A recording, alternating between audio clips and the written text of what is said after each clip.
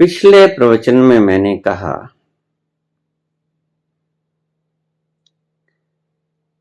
कि अकेले हो जाओ, क्योंकि दो का होना तुम्हें बल देता है, बाहरी बल। तुम कहते हो कि नहीं, हम अवलंबन रहित नहीं हैं, हमारे साथ कोई है। अंधेरे में चलते हो, डर लगता है तो गीत गाने लग जाते हो, गाना गाने लग जाते हो, और तुम्हारी ही उस आवाज से तुम्हें तसल्ली मिलती है कि हम अकेले नहीं हैं, कोई और भी है। तुम अकेलेपन से डरते हो। इस अकेलेपन से डर के कारण तुम जमात इकट्ठी करते हो, और जब तक तुम जमात में रहोगे तब तक तुम नहीं पहुंच पाओगे। इस बात का ध्यान रखना। जब तक तुम अपने भीतर प्रवेश होना चाहते हो और अकेले ना हो पाओगे, तुम अपने भीतर प्रविष्ट ना हो पाओगे, क्योंकि वहां अकेले तुम ही हो, वहां तुम्हारे साथ कोई नहीं जा सकता, दूसरा कभी साथ नहीं जाता। भीतर की यात्रा पर, अंतर यात्रा पर तुम्हें अकेले ही चलना होता है, अकेले ही पहुंचना होता है। न माँ, न बाप, न भाई, न बहन, न रिश्तेदार, न पड़ोसी, न दोस्त, न दुश्मन। फरीदा कित्थे तेड़े माप्या, तुम्हारे माँ बाप कहाँ हैं जिन्होंने जन्म दिया था। फरीदा कित्थे तेड़े माप्या, जिन तू जनियो ही, जिन्होंने तुम्हें जन्म दिया वो तुम्हारे माँ बाप कहाँ हैं। फरीदा कित्थे तेड़े माप्या, जिन तू जनियो है, तै पासो ओए लद गए। वो पासा मारकर निकल गए, वो चले गए तुझे छोड़कर। तै पासे वो लद गए, तू अजय न पतनोए। तुम्हें अभी इस बात का अंदाजा ही नहीं हुआ कि जब वो चले गए तो मैं भी चला जाऊंगा। कहाँ हैं तुम्हारे माँ बाप जिन्होंने तुम्हें जन्म दिया था, आज कहाँ।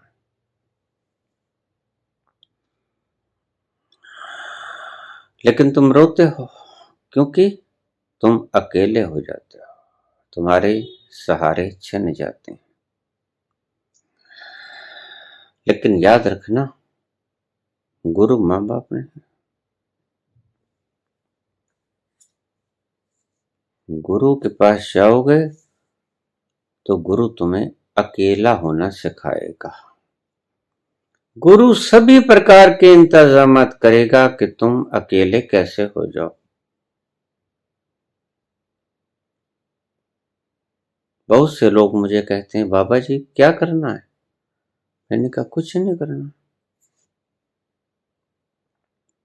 तो फिर कैसे पहुंचेंगे। मैंने कहा पहुंचना ही नहीं, पहुंचना ही नहीं है, फिर परमात्मा कैसे मिलेगा। मैंने कहा तुम ही परमात्मा हो, मिलना किससे है। तुम तुम्हारे तक पहुंचने के लिए तुम्हें क्या करना पड़ेगा ये बताओ मुझे। तुम जहां बैठे हो, अगर तुमने तुम्हारे पास पहुंचना है, what you will have to do, तुम्हें करना क्या होगा बताइए। तुम्हें तुम्हारे तक पहुंचने के लिए कुछ नहीं करना होगा, लेकिन मन बड़ा शरारती है, मन दुष्ट है।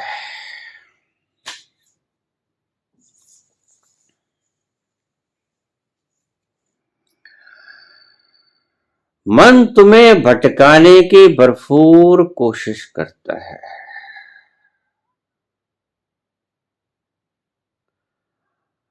मन लोभी, मन लालची, मन चंचल, मन चोर।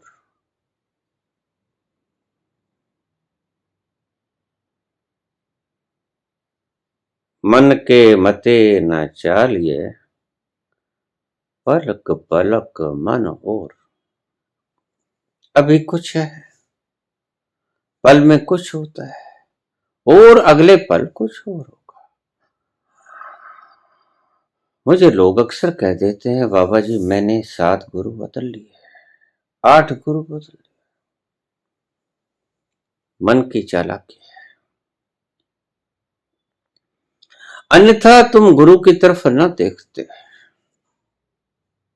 पहुंचना तो तुमने तुम्हारे पास है। गुरु की आवश्यकता क्या है? गुरु की आवश्यकता सिर्फ इतनी ही है कि तुम्हें बता दे कि पगले कस्तूरी कुंडल बस है, मत ढूंढ बन। तू ही है जिसे ढूंढ रहा है। कस्तूरी कुंडल बसे, मृग ढूंढे बन मां। ऐसे घट में पीव हैं, मूर्ख जाने ना।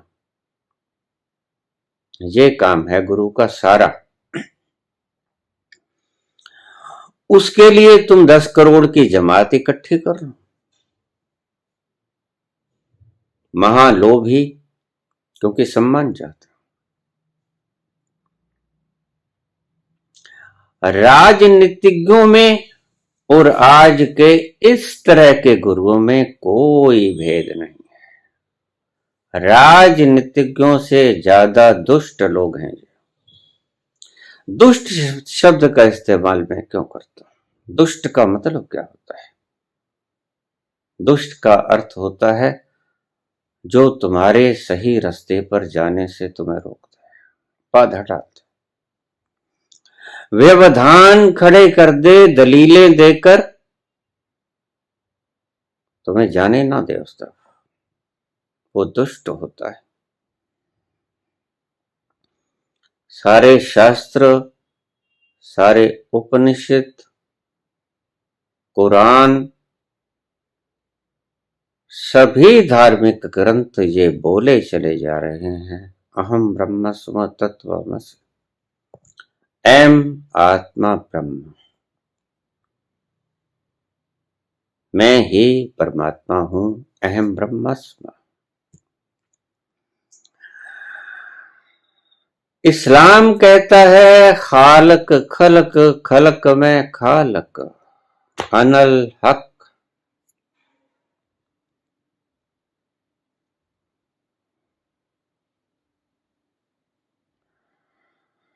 ईसा दूसरी भाषा बोलता है, दूसरी भाषा बोलते हैं, अर्थ उसका वही है। वो ये नहीं कहते कि मैं परमात्मा हूं, वो कहते हैं कि मैं परमात्मा का प्रिय पुत्र हूं, परमात्मा का प्रिय पुत्र हूं।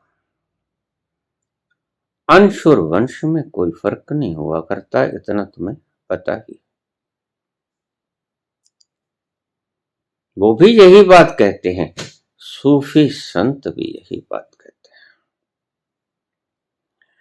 सारा आध्यात्मिक तत्व ये बोल रहा है कि तुम ही हो जिसे खोज रहे हो। यही नानक कहते हैं, यही कबीर कहते हैं।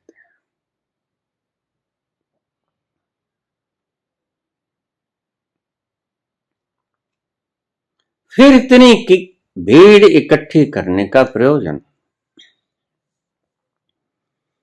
फिर 30-30 वर्ष इन 5-5 नामों के जपने का अर्थ?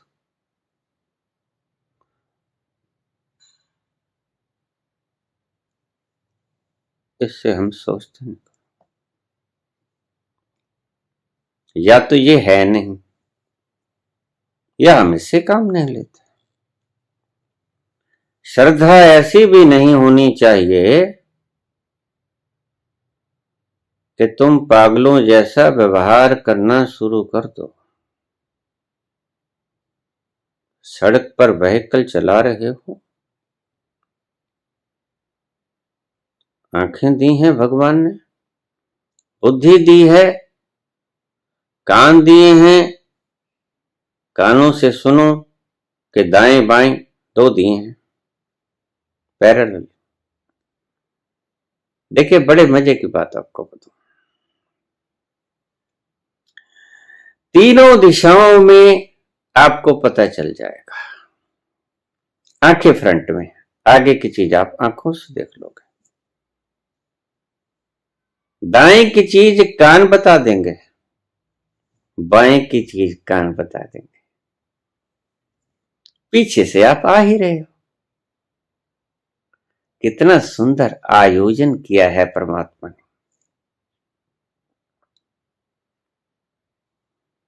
एक व्यक्ति मेरे पास आया, कहते परमात्मा का कोई प्रमाण। मैंने कहा व्यवस्था। कहते मटेरियल क्यों नहीं?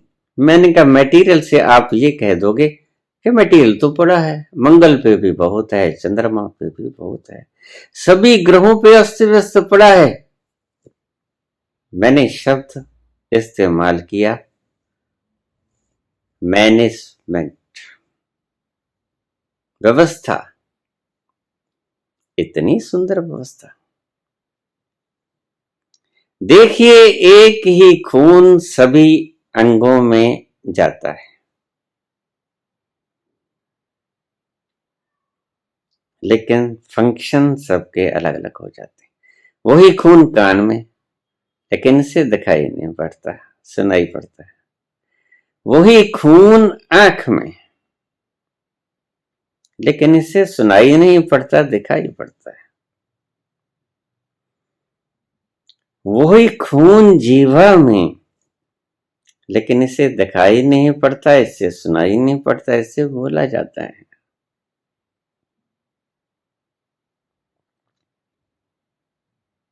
दिमाग सभी इंद्रियों को चलने का निर्देश देता है। ऐसी व्यवस्था तुम डॉक्टर से पूछो। एक डॉक्टर मेरे शिष्य हैं, मुझे कहने लगे जैसे जैसे साइंस तरक्की करती जाती है, अध्यात्म की तरफ झुकती जाती है। ठीक कहते हैं, क्योंकि इतनी सूक्ष्म व्यवस्था, भीतर हम जो खाते हैं इतने सूक्ष्म बाल दे रखे हैं, उनको पेरिस्टल्टिक मूवमेंट्स कहते हैं। वो हमारे वेस्ट प्रोडक्ट को आगे धकेले जाते हैं। कितनी सुंदर व्यवस्था है। देखिए वही आप खाना खाते हो, आंखों में रोशनी बन के उभर जाता है वो खाना, कानों में वो श्रवण इंद्रिय बन के सुनने के योग्य हो जाता है, जुबान में वो बोलने के योग्य हो जाती है रोटी, नाक में वो सूंघने के योग्य हो जाता है, दिमाग में वो सोचने के योग्य हो जाता है। धरती एक, बीज अलग अलग, एक चमेली की सुगंध देता है, एक मोतिया बन के महकता है, एक गेंदे की खुशबू देता है, एक गुलाब की आनंद, एक चंदन का पेड़ खड़ा करता है। अभी प्रमाण की आवश्यकता है आपको।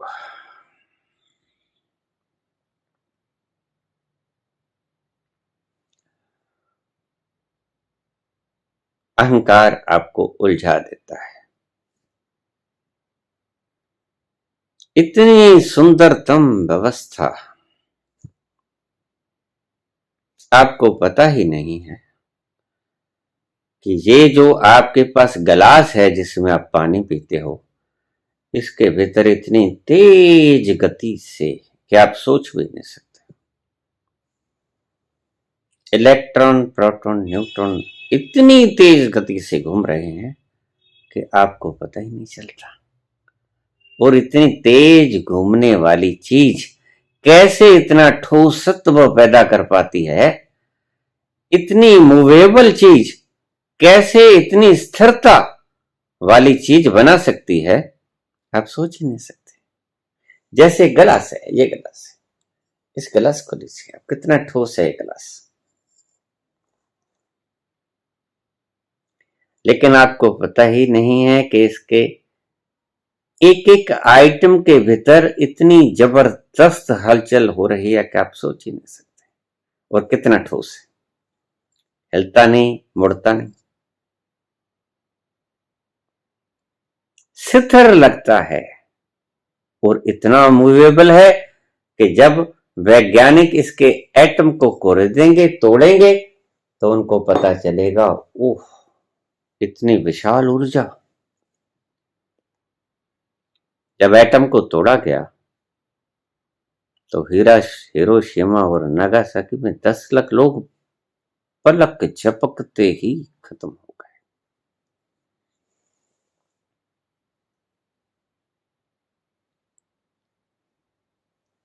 मेरा क्या होगा? अकेले हो जाओ। गुरु की सदा ही ये कामना रहती है कि अकेले हो जाओ। और जिस गुरु ने, मुझे हैरानी होती है, बरसों बरसों से लोग वहां जाते हैं डेरों में और वहां ठिकाना लगा के बैठ जाते हैं और उनसे अकेला होने की बात ही नहीं कही जाती। अकेला बैठाने की तो बात हो जाती है, लेकिन अकेला होना और अकेला बैठना, ये बिल्कुल दो बातें हैं। अकेले तो आप बहुत देर बैठे रह सकते हो, लेकिन अकेला होना बहुत अलग बात है। अकेले हो जाओ, बी अलोन। दूसरी बात,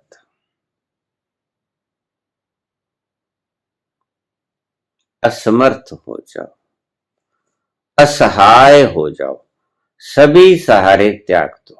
गुरु भी एक सहारा होता है। फरीद ने कहा कि कहां हैं आज तेरे मां बाप, जिनको तू सहारा समझता था, जिन्होंने तुझे जन्म दिया, पाला पोसा, बड़ा किया, आज कहां है? कहां गए? ऐसे ही तुम भी चले जाओगे। लेकिन जब तक चले ना जाओगे तब तक तुम सोच ना पाओगे कि हमने भी कभी जाना है। बस चले ही जाओगे, जाने की सोच ना पाओगे। यही चीज तुम्हें उस परम तत्व तक, उस अनश्वर तत्व तक नहीं पहुंचने देते, क्योंकि तुम्हें तुम्हारे होने की नश्वरता का आभास ही नहीं होता। तुम रोज देखते हो लोगों को खुद अपने कंधों पे उठा के शमशान में जाके फूंक देते हो, लेकिन व्यक्ति इतना मूर्ख है कि सामने देखकर भी इस बात का गहरे में नहीं सोच पाता कि एक दिन ये 4 भाई अलग होंगे और जो ये सोया हुआ आदमी है, इसकी जगह मैं हूंगा। तुम कभी नहीं सोच पाते। मृत्यु से क्यों डरते हो और रोज मृत्यु को देखते हो?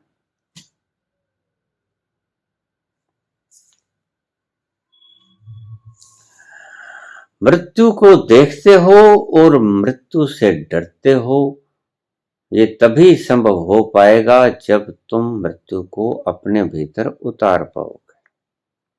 देखे जाओ, डरे जाओ, लेकिन जिस घड़ी तुमने मृत्यु को अपनी रगों में बैठा लिया, मिला लिया, मृत्यु को अपने हृदय में स्वीकृत कर लिया।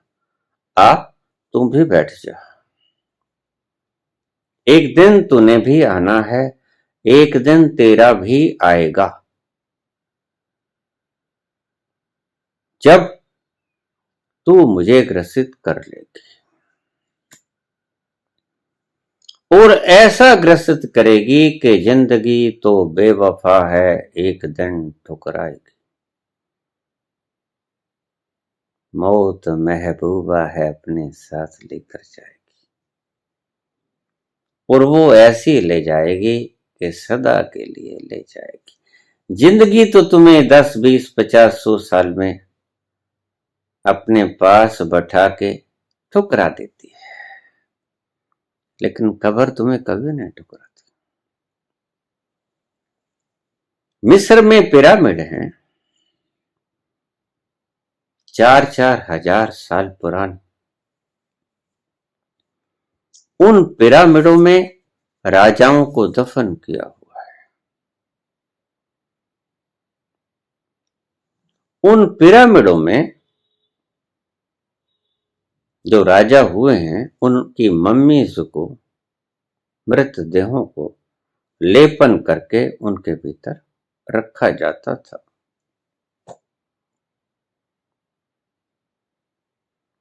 कब्र आपको कभी नहीं ठुकराएगी, मौत आपको कभी नहीं ठुकराएगी। मौत महबूबा है, अपने साथ लेकर जाएगी और साथ भी लेकर जाएगी और कभी नहीं ठुकराएगी। 4-4 हजार साल हो गए उन्हें पिरामिडों के भीतर, मम्मीज के भीतर छुपे हुए, लेकिन कब्र कभी नहीं कहती कि चलो उठो निकलो। सिकंदर दफन है। सारी सृष्टि को जीतने का स्वप्न लेने वाला व्यक्ति आज माटी में दफन है, कफन ओढ़े पड़ा है। आज उसके बाहें नहीं फड़कती, आज उसके डोले नहीं फड़कते, आज वो खाने को नहीं मांगता, आज वो पीने को नहीं मांगता, आराम से पड़ा है।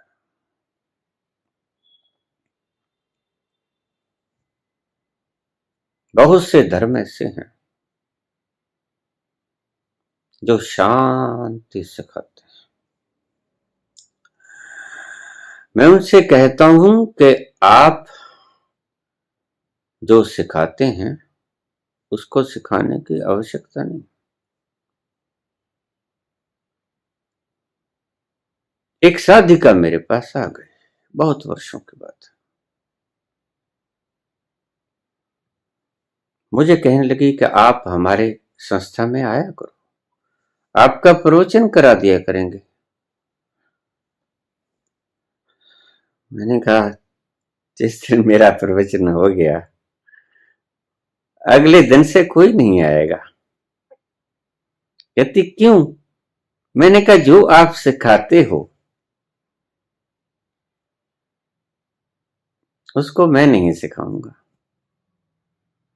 आप सिखाते हो शांति, और मैं तो बात ही मुका दूंगा कि परम शांति कब्र में मिल ही जाएगी, और जो मिल ही जाएगी उसको क्यों ढूंढते हो? पागल हुए हो क्या?